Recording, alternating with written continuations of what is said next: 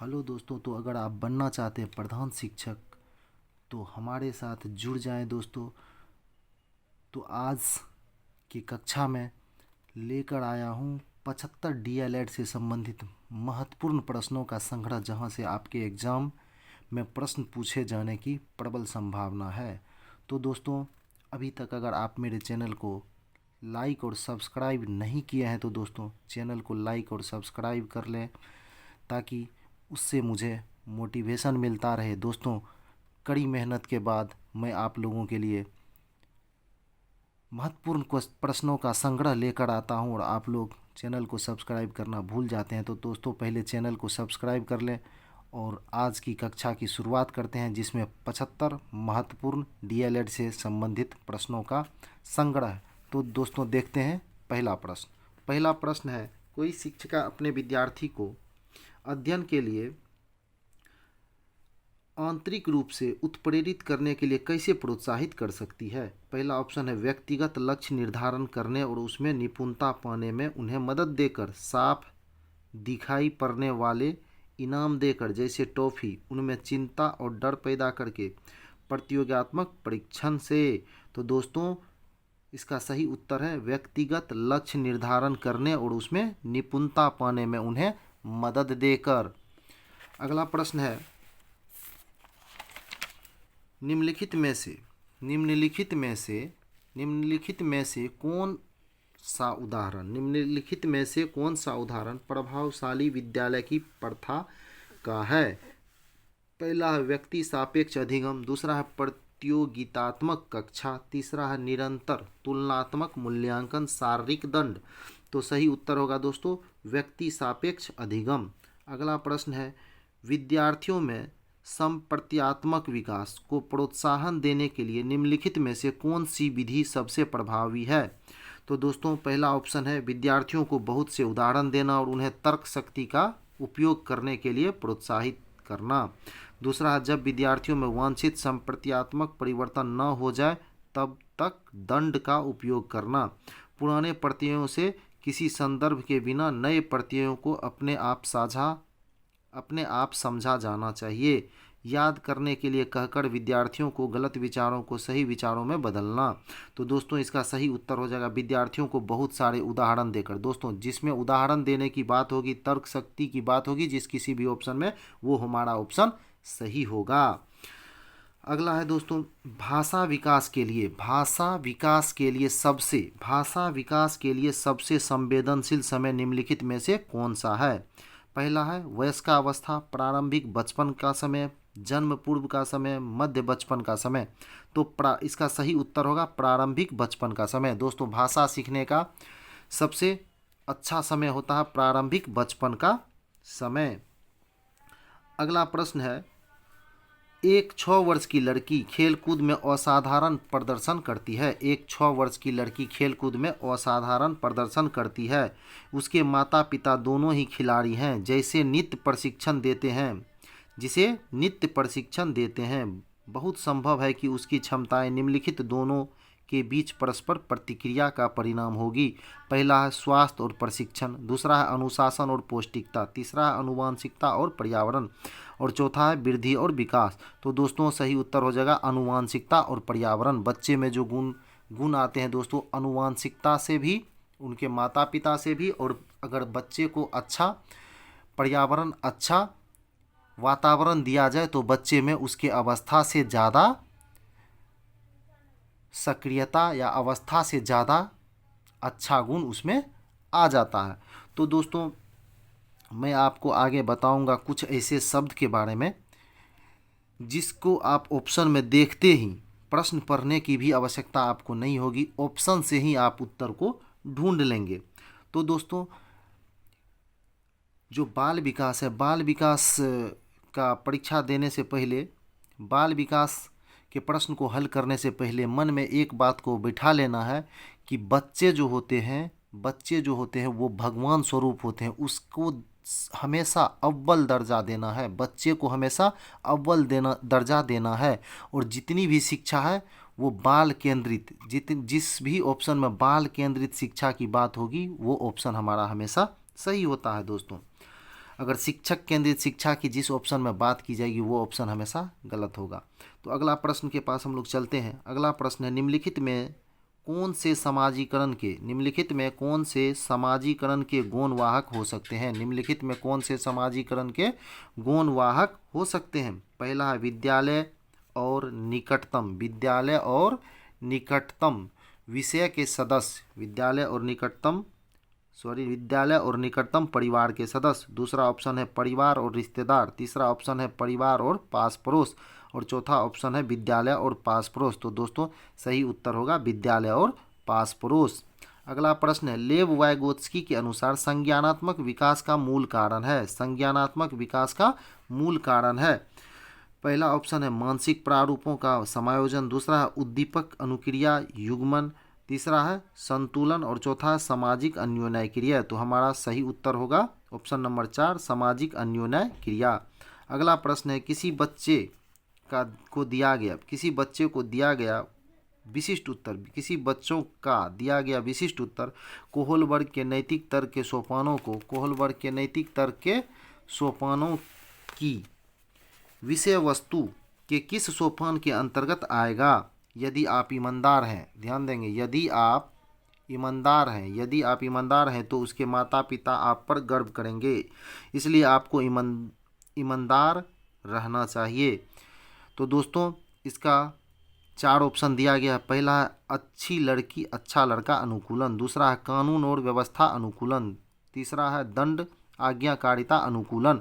चौथा है सामाजिक संकुचन अनुकूलन। तो दोस्तों इसका सही उत्तर हो जाएगा अच्छी लड़की अच्छा लड़का अनुकूलन। अगला प्रश्न है, जीन पियाजे के अनुसार अधिगम के लिए निम्नलिखित में से क्या आवश्यक है? ईश्वरीय न्याय पर विश्वास, शिक्षकों और माता पिता द्वारा पुनर्बलन, शिक्षार्थी के द्वारा पर्यावरण की सक्रिय खोजबीन। तो दोस्तों सक्रिय खोजबीन की बात जिस किसी भी ऑप्शन में होगी वो ऑप्शन हमारा बिल्कुल सही उत्तर होगा। तो दोस्तों हमारा सही उत्तर है शिक्षार्थी के द्वारा पर्यावरण की सक्रिय खोजबीन।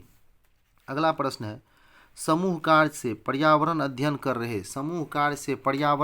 कर रहे बच्चों की सामाजिक व्यक्तिक विशेषताओं के आकलन के लिए निम्नलिखित में से कौन सा उपकरण सर्वाधिक उपयुक्त होगा? ऑप्शन नंबर 1 दत्त कार्य। ऑप्शन नंबर 2 कागज पेंसिल परीक्षण। ऑप्शन नंबर 3 मौखिक प्रश्न। ऑप्शन नंबर 4 निर्धारण मापनियाँ। तो दोस्तों हमारा उत्तर होगा ऑप्शन नंबर सी मौखिक प्रश्न। अगला प्रश्न है, निम्नलिखित सभी कथन पर्यावरण अध्ययन में सामूहिक रूप से क्रियाकलापों में संलग्न शिक्षकों और विद्यार्थियों के पक्ष में तर्क प्रस्तुत करते हैं केवल एक कथन को छोड़कर, वह कथन कौन सा है? तो दोस्तों पहला ऑप्शन है बच्चे परस्पर सामंजस्य और सहयोग करना सीखते हैं। दूसरा है बच्चे दूसरे बच्चों से बात और बहस करने से अधिक सीखते हैं। तीसरा है समूह क्रियाकलापों की वजह से बच्चे अंक उपलब्धि में अच्छा सुधार प्रदर्शित करते हैं। प्रौढ़ के समर्थन से बच्चों को अपने क्षमता से अधिक ज्ञान के निर्माण में सहायता मिल सकती है। तो दोस्तों सही उत्तर है समूह क्रियाकलापों की वजह से बच्चे अंक उपलब्धि में अच्छा सुधार प्रदर्शित करते हैं। अगला प्रश्न है, हावर्ड गार्डनर का बहुबुद्धि सिद्धांत, ध्यान देंगे बहुबुद्धि सिद्धांत किसने दिया था दोस्तों? हावर्ड गार्डनर ने। कई बार पूछा गया प्रश्न है बी टेट यूपी टेट में कि हावर्ड गार्डनर ने कौन सा सिद्धांत को दिया था? तो बहुबुद्धि सिद्धांत को दिया था। तो हमारा प्रश्न है, हावर्ड गार्डनर का बहुबुद्धि सिद्धांत सुझाता है कि शिक्षक को चाहिए कि विषय वस्तु को वैकल्पिक विधियों से पढ़ाने के लिए बहुबुद्धियों को एक रूपरेखा की तरह ग्रहण करे। क्षमता भाग्य है और एक अवधि के भीतर नहीं बदलती।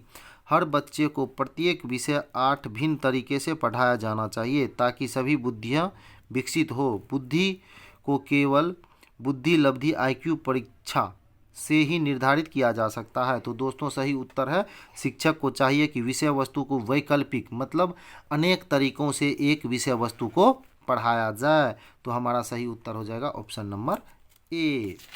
अगला प्रश्न की ओर हम लोग चलते हैं दोस्तों। अगला प्रश्न है कि लिंग है, अगला प्रश्न है लिंग है सहज गुण, सामाजिक संरचना, जैविक सत्ता, शारीरिक संरचना।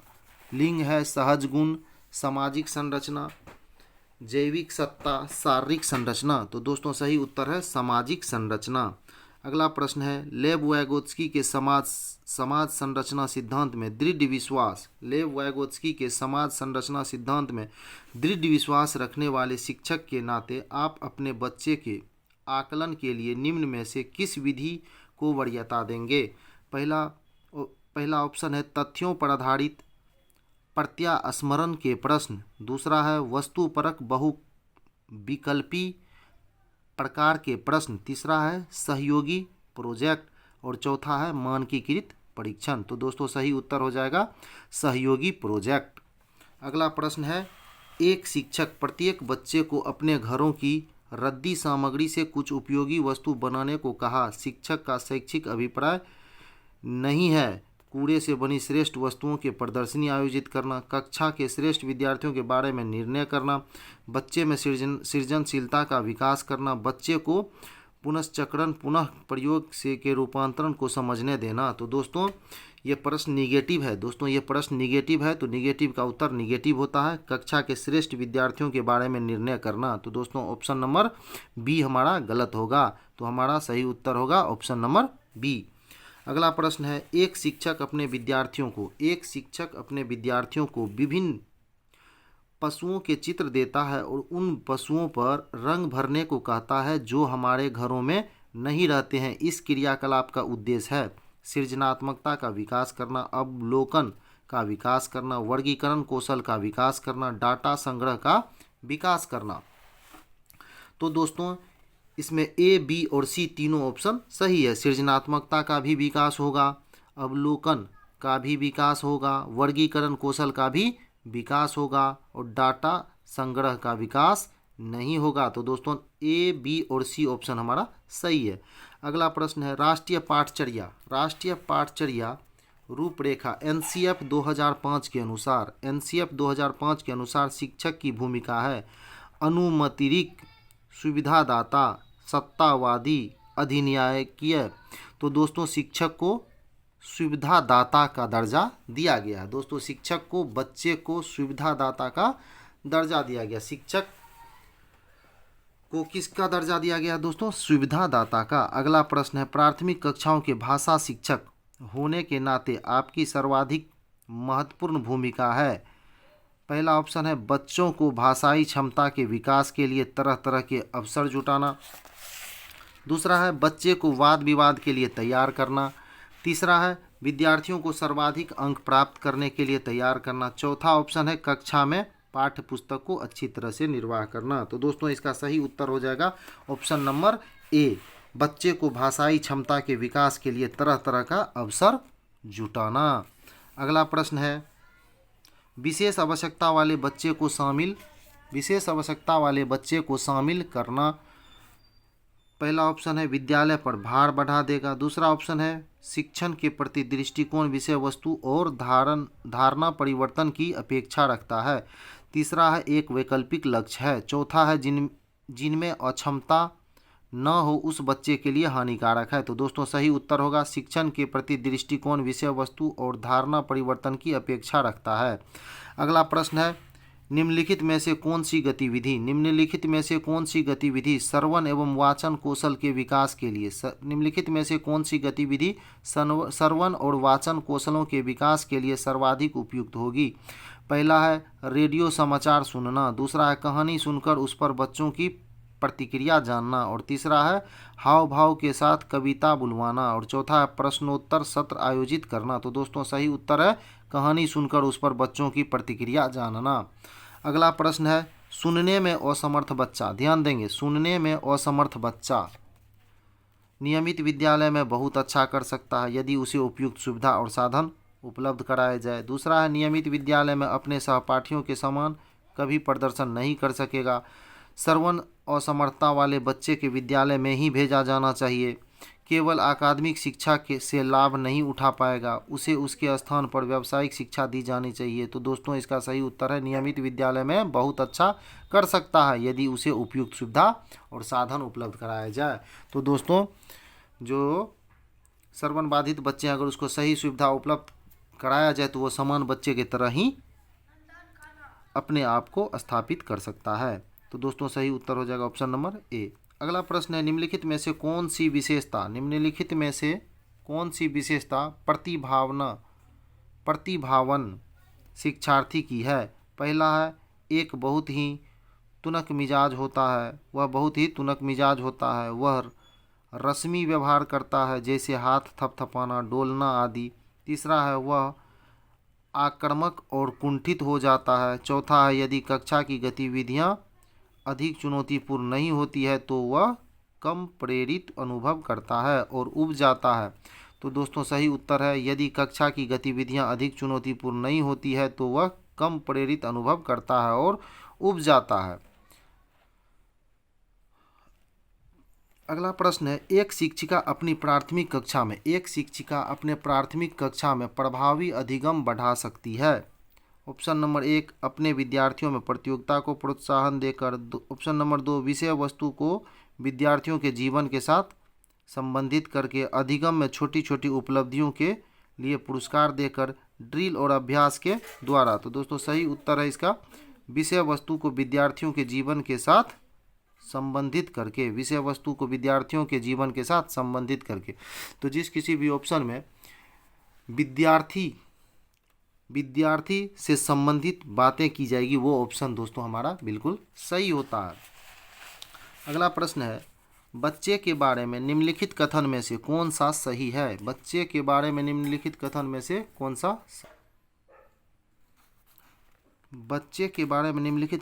कौन सा सही है। बच्चे जानकारी के निष्क्रिय प्राप्त करता है। बच्चे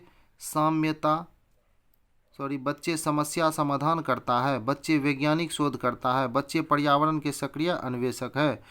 तो दोस्तों इसका सही उत्तर होगा 2, 3 और 4 ऑप्शन सही है। बच्चे समस्या समाधान करता है, बच्चे वैज्ञानिक शोधकर्ता होते हैं, बच्चे पर्यावरण के सक्रिय अन्वेषक होते हैं। तो ये 2, 3 और 4 तीनों ऑप्शन सही है। अगला प्रश्न है बहुबुद्धि सिद्धांत निम्नलिखित निहितार्थ देता है सिवाय बुद्धि प्रक्रमण संक्रियाओं का एक विशिष्ट समुच्चय है जिसका उपयोग एक व्यक्ति द्वारा समस्या समाधान के लिए किया जाता है। दूसरा ऑप्शन है विषयों को विभिन्न तरीकों से प्रस्तुत किया जा सकता है। तीसरा है विविध तरीके से सीखने का आकलन किया जा सकता है। चौथा है संवेगात्मक बुद्धि लब्धि से संबंधित नहीं है। तो सही उत्तर है बुद्धि प्रक्रम संक्रियाओं का एक विशिष्ट समुच्चय है जिसका उपयोग एक व्यक्ति द्वारा समस्या समाधान के लिए किया जाता है। तो दोस्तों बुद्धि एक ऐसा चीज़ है जिसके द्वारा व्यक्ति अपने समस्या का समाधान करता है। अगला प्रश्न है 16 वर्षीय बच्चा बुद्धि लब्धि परीक्षण में 75 अंक प्राप्त करता है, उसकी मासिक आयु 12। उसकी मासिक आयु कितनी होगी दोस्तों 12। अगला प्रश्न है सीखने संबंधी निर्योग्यताएं सामान्यतः अधिकतम उन बच्चों में पाई जाती है जो शहरी क्षेत्रों की अपेक्षा ग्रामीण क्षेत्र में संबंध रखते हैं। उन बच्चे में पाई जाती है जो विशेषता जिनके पैतृक अभिभावक इस प्रकार की समस्याओं से ग्रसित होते हैं। तीसरा है औसत से श्रेष्ठ बुद्धि लब्धि वाले बच्चे में पाई जाती है, लड़कियों की तुलना में अधिकतर लड़कों में पाई जाती है। तो सही उत्तर है उन बच्चे में पाई जाती है। सीखने संबंधी निर्योग्यताएं समानतः उन बच्चों में पाई जाती है विशेषतः जिनके पैतृक अभिभावक इस प्रकार की समस्याओं से क्या रहते हैं ग्रसित रहते हैं। अगला प्रश्न है दोस्तों एक सशक्त विद्यालय अपने शिक्षकों में निम्नलिखित योग्यताओं में से किसे सर्वाधिक बढ़ावा देगा। परीक्षण करने की प्रवृत्ति को, स्मृति को, अनुशासित स्वभाव को, प्रतिस्पर्धात्मक अभिवृत्ति को। तो दोस्तों क्या कहता है प्रश्न को फिर से सुने। एक सशक्त विद्यालय अपने विद्यालय में निम्नलिखित योग्यताओं में से किसे सर्वाधिक बढ़ावा देगा। परीक्षण करने की प्रवृत्ति को, स्मृति को, अनुशासित स्वभाव को, प्रतिस्पर्धात्मक अभिवृत्ति को। तो दोस्तों इसका सही उत्तर होना चाहिए ऑप्शन नंबर 1 परीक्षण करने की प्रवृत्ति को। अगला प्रश्न है किशोर डैश का अनुभव कर सकते हैं। आत्मसिद्धि के भाव, जीवन के बारे में परितृप्ति के भाव, दुश्चिंता और स्वयं के सरोकार, बचपन में किए गए अपराधों के प्रति डर के भाव को। तो दोस्तों सही उत्तर हो जाएगा दुश्चिंता और स्वयं के सरोकार। किशोर डैश का अनुभव कर सकते हैं, तो दुश्चिंता और स्वयं के सरोकार। तो दोस्तों ये थे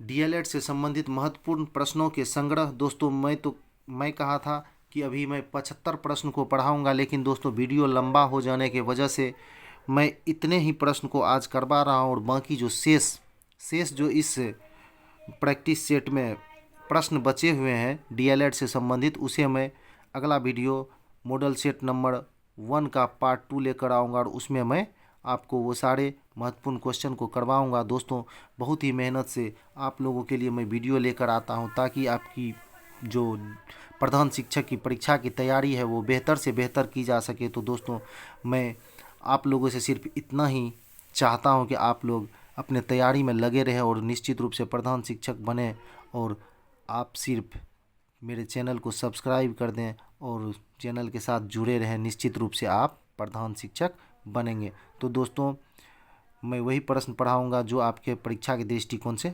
महत्वपूर्ण होगा।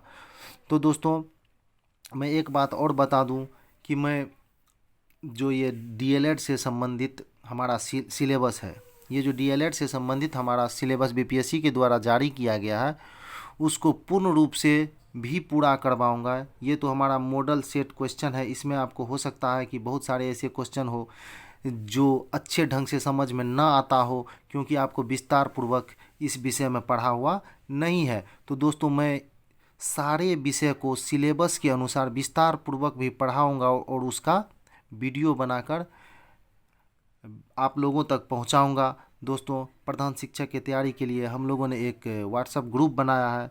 अगर आपको ये